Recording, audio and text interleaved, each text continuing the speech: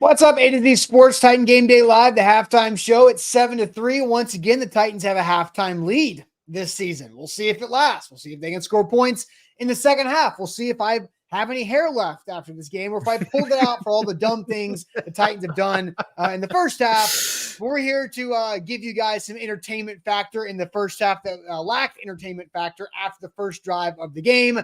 So Easton, we're going to have a fun show before we officially get going here live on Facebook, YouTube, and Twitch. Make sure to tell the people what they got to do here because this is guaranteed to be at least, entertaining from us. Sure. You got 10 minutes, folks. You got to like the show. Help us out. Hit like on Facebook, on YouTube. Like the show.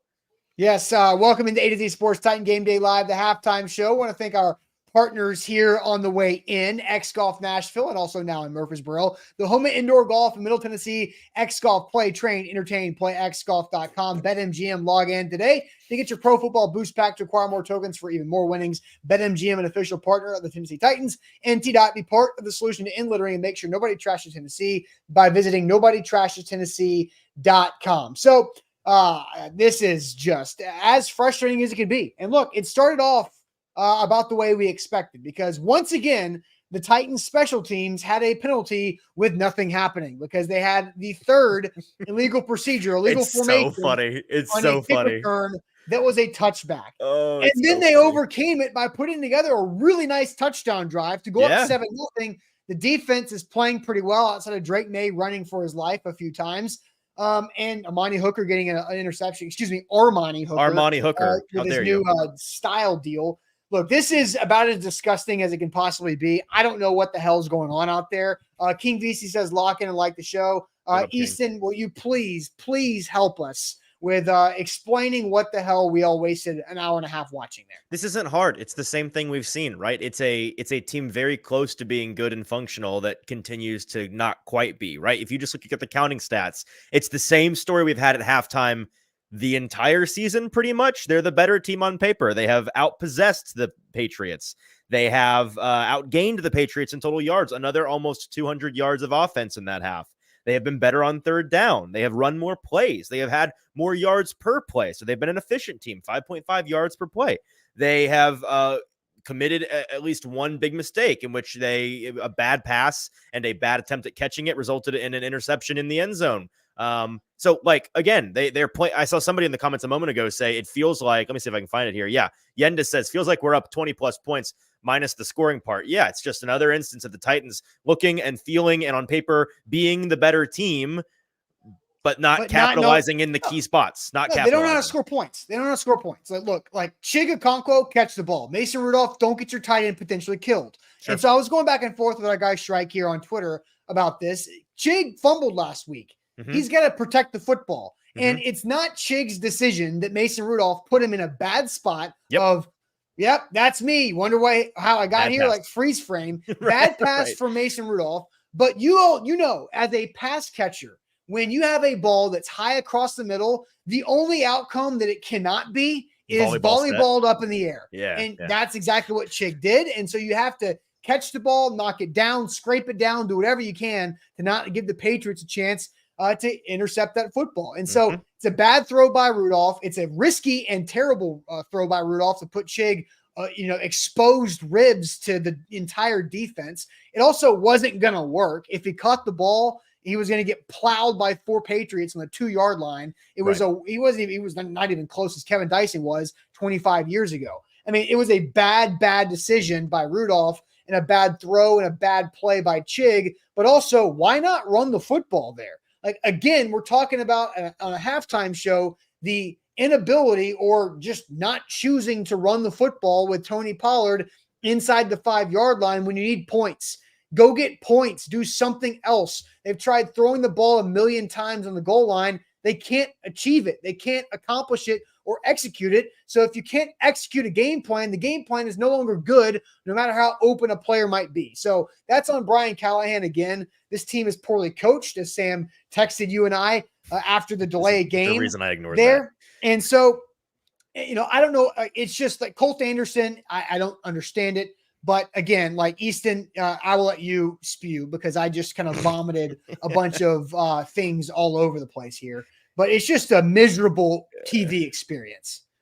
But it's all about how you approach it, Austin. I was telling you before we hopped on, you've got to stop letting this team bother you so much. Enjoy the comedy that this is. I grew up my entire life. I've been a Titans fan. I'm as big a Titans fan as you'll find.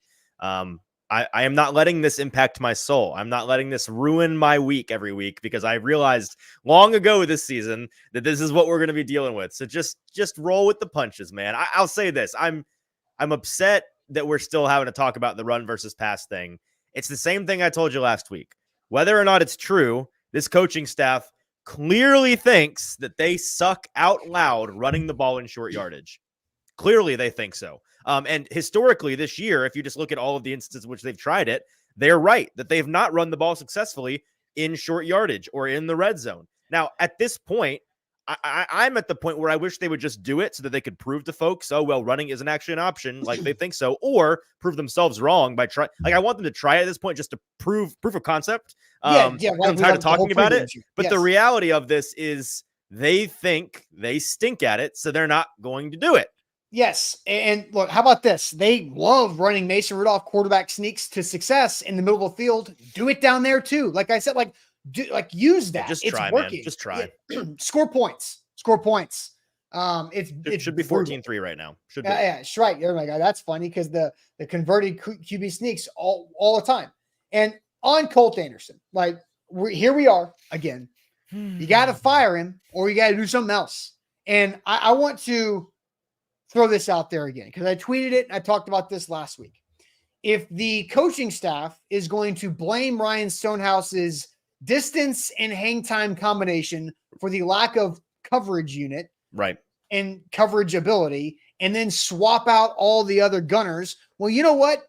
Prove that too. If you don't think you can run on the goal line, do it and show us all. If you think it's Ryan Stonehouse's fault and you're going to say that publicly, then prove that too by benching Ryan Stonehouse for one game, sign a punter off with a FedEx truck, call him up on the practice squad, and prove it in a game that anybody who can kick it high enough and not too far, you guys can cover that. But until you do that, I don't want to hear any more about how it's Ryan Stonehouse's fault, because it is no longer Ryan Stonehouse's fault. It's back on the coach's fault. It's actually not even Colt Anderson's fault, because I can't do anything besides the old Southern thing of bless his heart, because now it's Brian Callahan's fault. Because if you're not going to fire Colt Anderson, then what are you going to do here?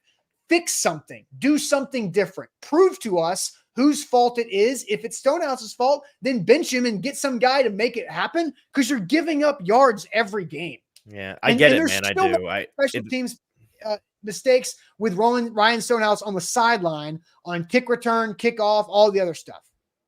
I get it. I do. And I understand the desire for blood here. This is a grass is not always greener situation. That you're not going to find an upgrade over Colt Anderson. You're not in week 9 of the NFL season. You're not. You can find somebody to stand there and wear a headset and do nothing and hope the players figure it out. I'd rather see Anthony Levine do that. I would. I mean, literally, people in the organization have said he's not ready. So if they don't have any faith in him, why do you have any faith in him? Because Colt Anderson's not ready, right? Clearly. So why not get rid of him and give the guy who's not ready time to get ready when it doesn't matter? It's just rearranging deck chairs on the Titanic, man. It is. If Levine's not ready, then give him opportunity to get ready when there are no consequences. I get it. I'm not saying from optics standpoint you don't do it. I'm just saying if and when they do it, I'm telling you it's not gonna do anything, and fans are gonna find another thing to be upset about. So I get it. I think it is rearranging deck chairs on the Titanic.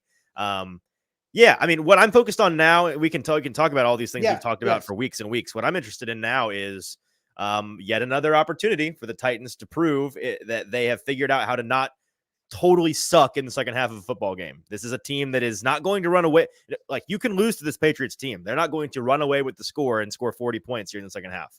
They're not capable of it, just like the Titans aren't capable of it. So prove that you can keep this game competitive, score any points in the second half. Like I asked last week, let's score any points would be nice.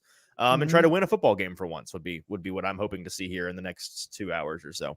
All right, hit that like button if you haven't already. I'm going to ask you guys a question. What is your confidence level in the Titans winning this game to get to 2-6 on a 1 through 10 scale? What is your confidence level in this Titans team winning the game on a 1 through 10 scale to get to 2-6?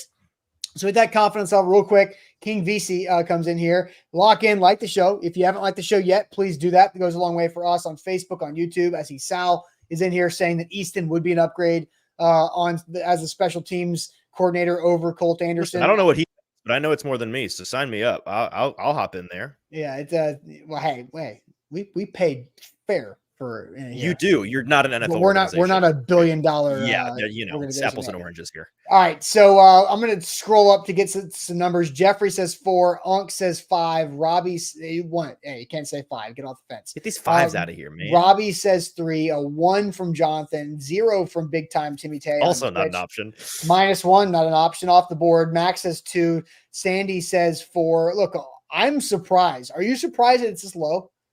Because because I'm about to give you my answer and it's going to be reflective. Anthony 6. Okay, I see Roberto with a 7. That's there's a couple folks with optimism.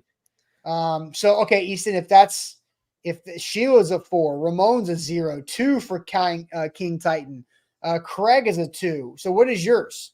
Yeah, I'm completely changing. I've taken the logical win percentage approach to this. And in past weeks, I would have said, well, the Titans are up at halftime. They've been the better team at halftime. I'll go with a 6 or a 7. I think that they'll win this game. I'm turning my confidence level until they prove otherwise into a pass fail. So I'm going to say a 1 because they've not proven to me that they can do it. Next week, hopefully, we'll be able to go back to a logical approach to the confidence level. But for me right now, it's either 10 or 1. I'm going with 1 because they've not done it before. Yeah, I'm at a 2.5 because I'm not sure. Look, why prove it, right? Like, yeah, just prove it has been the theme of this 12-minute halftime show. Prove it to us. Sir Verku says Ridley was wide open on the throw to Chig on the goal line. True. Yeah, but Chig was the primary. You got to get Mason locked in on the primary there. You have to have sense to look off him because I think Ridley was the secondary. I honestly don't even know if there is no option after the snap on that. Does the pre-snap, because it's such a quick throw, does the pre-snap read show that you throw to Chig? Yes or no? That was clearly a yes. You don't waste any other time after. I don't know. The defense jumped it immediately. We'll ask. We'll find out. And that's an interesting question. To me, it feels like such a fast-acting play that I don't think that there really is. I don't know if it has to be. Maybe it does. I don't know. I think it does in that spot. It does. Because if you hesitate on that throw, it's an interception going 98 yards the other direction. Well, if you hesitate at all, you're not throwing it to Chig. Right. Which is why the pre-snap showed you throw to Chig, so you throw to Chig. That's right. But I'm saying the second the ball is snapped, when you see the entire defense come downhill and jump it immediately, you get off. Maybe. You hit a board. It's such a fast play. Anyway, all right. So we both think the Titans lose this game. I think it's more likely that I don't think that obviously they can win. I'm with you. Prove it, and I'll believe it when I see it. Oof. All right, second half is getting started here, so make sure you hit that like button on the way out. Do want to give a quick shout out to our partners here for Titan Game Day Live, XGolf, playxgolf.com for your indoor entertainment this winter and this fall. BetMGM, hopefully we can win some bets here, and T-Dot, visit nobodytrashes.tennessee.com. Titans defense to start this second half. We'll see you guys for the post-game show. Appreciate it as always.